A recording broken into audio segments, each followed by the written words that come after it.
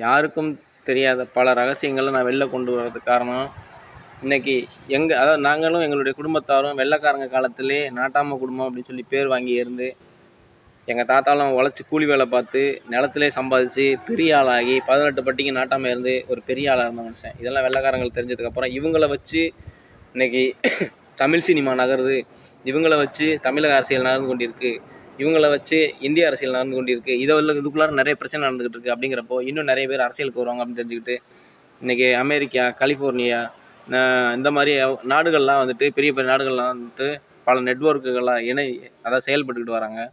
அது மட்டும் இல்லாமல் நாங்கள் பரம்பரை திராவிட அரசியல் படித்தவங்க, பரம்பரை திராவிட கொள்கைகளை வந்துட்டு எங்களால் முடிஞ்ச வரைக்கும் பின்பற்றிட்டு வரோம், நேர்மையாக நடந்துக்கிட்டு வரோம். இன்றைக்கி யூடியூப் சேனலை வச்சு எத்தனையோ கோடி மில்லியன் கணக்கில் டிரில்லியன் கணக்கில் சம்பாதிச்சுக்கிட்டு இருக்காங்க எங்களெல்லாம் வச்சு. அதெல்லாம் வெளியில் தெரியாது நிறைய பேர்த்துக்கு. நான் தெரியப்படுத்தணும்.